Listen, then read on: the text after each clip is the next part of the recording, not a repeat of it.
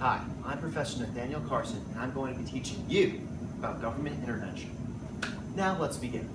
There are times when government decides that the natural forces of supply and demand will make prices that are unfairly high for buyers and unfairly low for sellers. Economic theorists oppose government intervention because, again, it creates higher prices for buyers and lower prices for sellers, and also creates an inefficiency in the economy.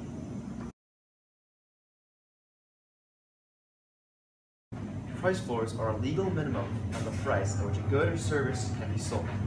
A binding price floor is always located above the equilibrium price in a supply and demand graph. So basically, it's illegal to charge a price below the price floor because it's located above the equilibrium price, and the natural forces of supply and demand cannot bring the price down to the equilibrium because it's illegal. Price floors always create a surplus, which means that the quantity supplied is greater than the quantity demanded.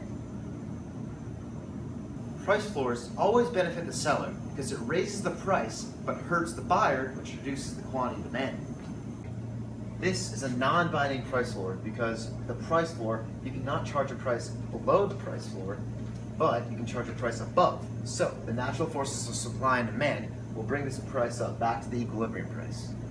An example of a price floor is minimum wage. Here's a short clip to further explain. As you can see, Nate is a very poor man in dire need for a job. Nate has been searching for a job for the past 3 weeks. There's very little pay for young Nate. He is unemployed because he cannot add or subtract at his accounting job. Therefore, he was fired. This is called structural unemployment. Anyway, he needs a new job at Burger King. I'm looking for a cashier job. You could have a job. I'm only paying you $2 an hour, though. Oh, you're joking, right? No, I'm dead serious. It's in my best interest to offer you this wage because I want to profit maximize. That's where marginal cost equals marginal revenue. Alright, I don't need an economics lesson. The wage is way too low to support myself. If only there was a way to get a higher wage. Not so fast. I'm the government and I'm here to help you, Nate. You listen to me. I'm imposing a minimum wage so that Nate here gets a more suitable wage. What is minimum wage? This is a price floor, which is when the price charged is less than the equilibrium price determined by market forces of demand and supply. See, Nate, businesses cannot legally pay less than the floor amount, which causes a surplus of labor.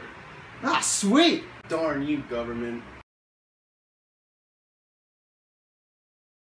Now we're going to discuss price ceilings. A binding price ceiling is always located below the equilibrium price. You also cannot charge a price above the ceiling. That is illegal.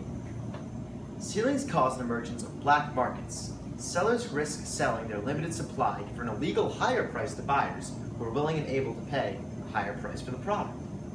Also, the price ceiling always creates a shortage, which is when quantity demanded is greater than quantity supplied.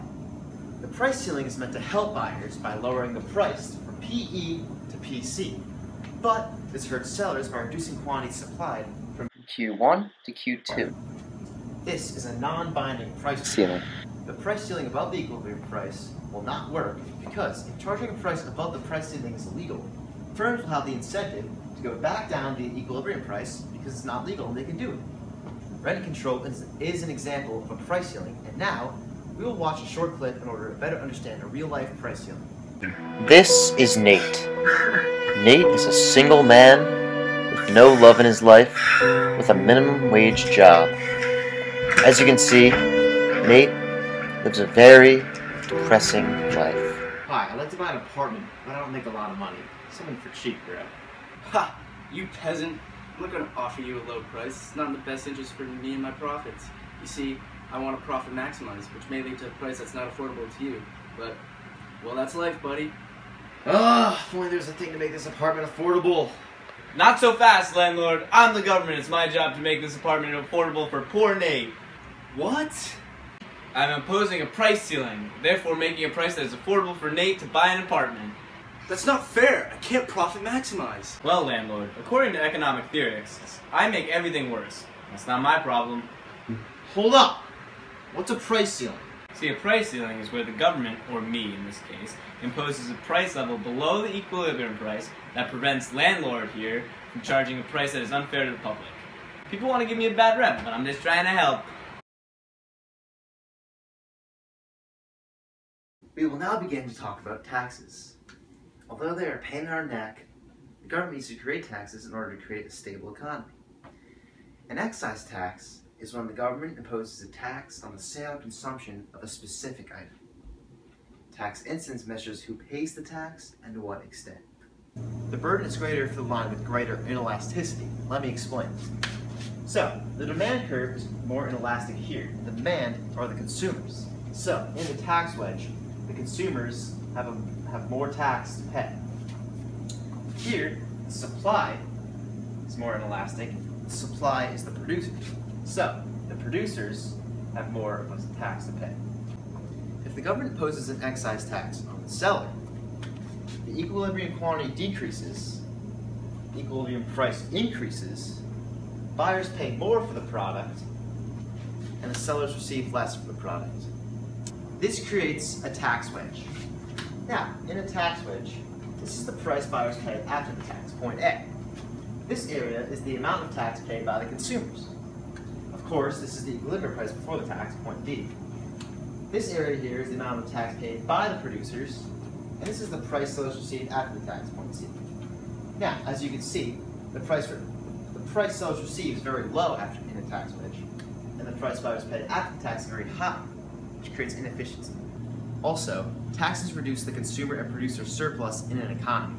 The deadweight loss is responsible for reducing the consumer and producer surpluses because the economy is not operating to the maximum efficiency. Hi, I'd like to buy a carton of your finest cigarettes. Can I see some ID, please? Strict here, huh? Okay, that'll be $15. The heck? Why so much? The government created an excise tax on cigarettes. What in the world is an excise tax? Hello, Nate. I'm the government, and I'm here to explain what an excise tax is. Where did you come from? See, excise tax on the seller is when the government imposes a tax on the sale or consumption of an item. In your case, it is the tax levied on the sale of cigarettes, which are, by the way, bad for you. Now the tax incidence is what measures who pays the tax and to what extent.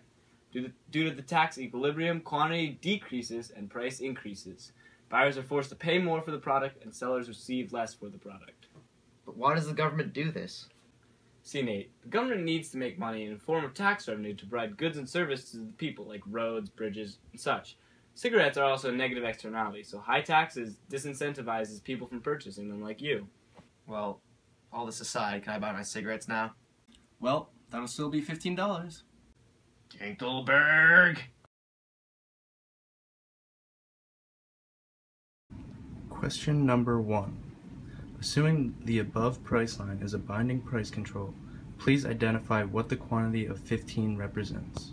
In this graph, the quantity of 15 represents the quantity of the product that will be sold because it is where the quantity demanded intersects the price line of $15. Question number 2. Assuming the above price line is a binding price control, please identify the market condition which will result from its implementation. In this graph, if the price line is a binding price control, then there will be a shortage of 20 units because quantity demanded is greater than quantity supplied. As you can see, quantity demanded is 35 units while quantity supplied is only 15 units, and 35 minus 15 is 20, which is how you get to the correct answer of a shortage of 20 units.